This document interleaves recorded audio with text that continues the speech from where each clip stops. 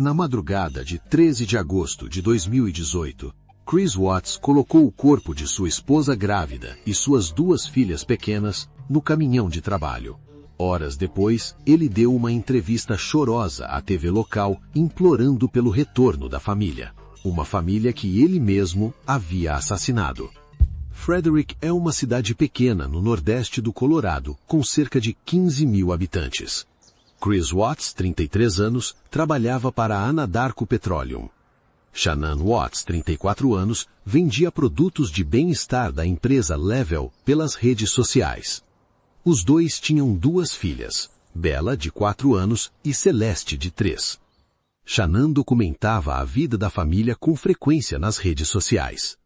Vídeos com as filhas, posts sobre o produto Thrive, imagens de viagens em família. Para quem acompanhava, era uma família feliz e estável. Shannan estava grávida de 15 semanas de um menino. Na manhã de 13 de agosto, Shannan não apareceu em um compromisso de trabalho. Sua amiga e colega Nicole Atkinson tentou entrar em contato com ela repetidamente. Nenhuma resposta. Nicole sabia que Shannan havia chegado em casa de viagem na madrugada daquele mesmo dia. Nicole Atkinson foi até a casa na Saratoga Trail. O carro de Shannan estava na garagem. A bolsa e o celular dela estavam dentro da residência. As cadeirinhas das crianças não estavam lá. Não havia sinal de vida. A polícia de Frederick foi acionada.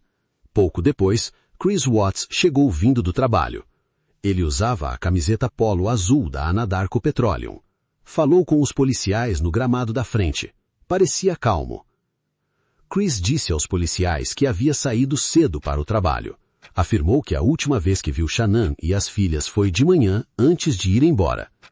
Enquanto falava, os investigadores notaram que ele não demonstrava a angústia esperada de um pai que não sabe onde estão seus filhos.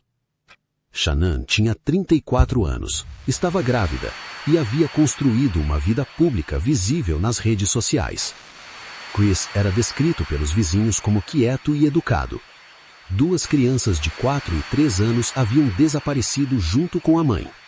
A pergunta que os investigadores precisavam responder era simples: onde elas estavam e quem sabia? Na manhã de 13 de agosto de 2018, Chris Watts concedeu uma entrevista à rede local de televisão KDVR. Ele estava na calçada da casa de Saratoga Trail. Pediu pela volta da esposa e das filhas. Durante a entrevista, Watts chorou, mas o choro durou segundos. Ele esfregou os olhos e olhou diretamente para a câmera sem tremor na voz. Especialistas em linguagem corporal ouvidos pela imprensa americana apontaram inconsistências imediatas. Watts sorriu brevemente ao mencionar as filhas. Seus gestos não correspondiam ao que dizia. Enquanto a entrevista circulava nas redes sociais, investigadores revisavam as câmeras de segurança do bairro. Um vizinho tinha uma câmera instalada voltada para a rua. As imagens mostravam Chris Watts nas primeiras horas de 13 de agosto. Ele carregava uma lata de gasolina e a colocava na caçamba do caminhão. Em seguida, dava ré com o veículo até a garagem. Investigadores concluíram que Watts estava transportando os corpos naquele momento. Não havia cadeirinhas de carro no veículo. As crianças ainda estavam vivas. Paralelamente, investigadores identificaram o nome Nicole Kessinger. Ela era colega de trabalho de Watts na Anadarko Petroleum. Os dois tinham um caso desde junho de 2018. Kessinger disse aos investigadores que Watts afirmou estar se separando de Shannan. Ela acreditava que ele era um homem divorciando-se. Não sabia que Shannan estava grávida. Investigadores verificaram o histórico de buscas no Google de Kessinger.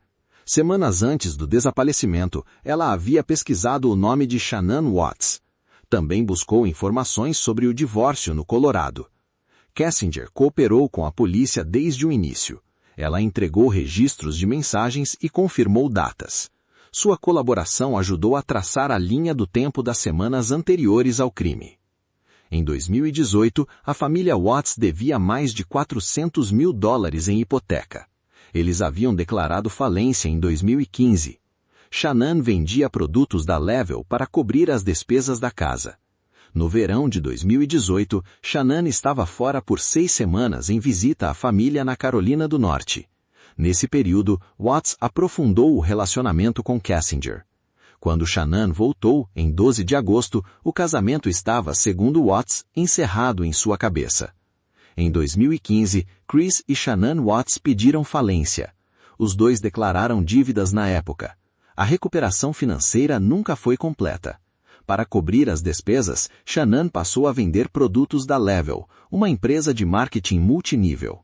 Ela promovia o produto Thrive em lives no Facebook, exibindo a família como prova do estilo de vida que vendia. No verão de 2018, as dívidas da família chegavam a mais de $400 mil em hipoteca. Chris Watts ganhava cerca de $60 mil por ano na Anadarko Petroleum. As contas não fechavam. Em 15 de agosto de 2018, 2 dias após os assassinatos, investigadores submeteram Chris Watts a um exame de polígrafo. Ele falhou. Após o resultado do polígrafo, o agente Graham Calder confrontou Watts diretamente. A pressão aumentou. Watts pediu para falar com seu pai, Ronnie. Ronnie Watts foi trazido para uma sala separada. Chris confessou ao pai que havia matado Shannon, mas afirmou que agiu depois de ver Shannon asfixiar as 2 filhas. A versão que Watts deu ao pai era falsa. Investigadores já tinham evidências de que ele havia matado as meninas com as próprias mãos. Bella tinha 4 anos, Celeste tinha 3. Ainda no dia 15 de agosto, investigadores pediram que Watts indicasse onde os corpos estavam. Ele marcou as localizações em uma fotografia do campo de petróleo da Anadarko. Investigadores chegaram ao campo de petróleo da Anadarko às 23 horas do dia 15 de agosto. Shannon foi encontrada em uma sepultura rasa próxima a um tanque de armazenamento. Bella e Celeste foram encontradas dentro de tanques separados de armazenamento de óleo bruto. Cada abertura media apenas 8 polegadas de diâmetro. Watts havia inserido os corpos das meninas por essas aberturas. A autópsia de Shannon confirmou morte por estrangulamento. Bella e Celeste morreram por asfixia. O laudo apontou marcas físicas consistentes com as mãos nuas de um adulto. Chris Watts foi preso ainda no dia 15 de agosto de 2018. Ele tinha 33 anos.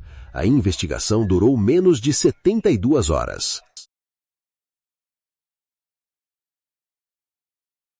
Em 21 de agosto de 2018, 8 dias após os assassinatos, promotores do condado de Weld formalizaram as acusações.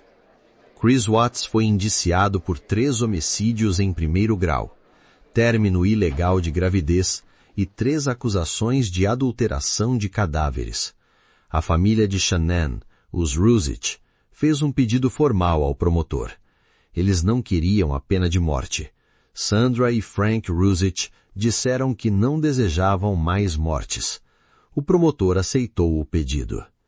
Em 6 de novembro de 2018, Chris Watts entrou na sala do tribunal e se declarou culpado de todas as acusações. Um acordo de delação foi aceito. A pena de morte foi retirada da mesa. Em 19 de novembro de 2018, o juiz Marcelo Kopkov proferiu a sentença. 5 prisões perpétuas, 3 consecutivas e 2 concorrentes, mais 48 anos pelo término ilegal da gravidez e 36 anos pelas adulterações de cadáveres. Um total de 5 perpétuas, mais 84 anos adicionais. O juiz Kopkov declarou que o caso era, em suas palavras, talvez o crime mais desumano e vicioso que ele havia tratado em 17 anos no tribunal. Chris Watts não apresentou reação visível. Em 18 de fevereiro de 2019, investigadores entrevistaram Watts na prisão por 5 horas. Pela primeira vez, ele forneceu uma confissão completa. Revelou que dirigiu ao campo de petróleo com Bella e Celeste ainda vivas no caminhão. Watts admitiu que os assassinatos foram premeditados. Ele havia planejado matar a família por várias semanas. O objetivo era começar uma nova vida com Nicole Kessinger, sua colega de trabalho. Em junho de 2021, novas confissões vieram à tona. Em cartas escritas na prisão, Watts admitiu que havia administrado oxicodona em Shanann na tentativa de provocar um aborto. Ele acreditava que encerrar a gravidez facilitaria seu relacionamento com Kessinger. Em 5 de dezembro de 2018, Chris Watts foi transferido para a Dodge Correctional Institution, em Waupun, Wisconsin, uma penitenciária de segurança máxima. Ele permanece lá até hoje, cumprindo 5 sentenças de prisão perpétua. Nas redes sociais, a família Watts parecia a personificação do sonho americano. Mas por trás dos sorrisos e hashtags de felicidade, um homem planejava friamente eliminar sua esposa grávida e suas 2 filhas pequenas para começar uma nova vida. Chris Watts não era um monstro óbvio. Era o vizinho simpático, o pai presente, o marido dedicado. E talvez seja isso o mais aterrorizante. O mal mais devastador frequentemente usa a máscara mais comum. Se esse caso te fez pensar, deixa o seu comentário aqui embaixo. Curte o vídeo, se inscreve no canal e ativa o sininho. Novos casos toda semana.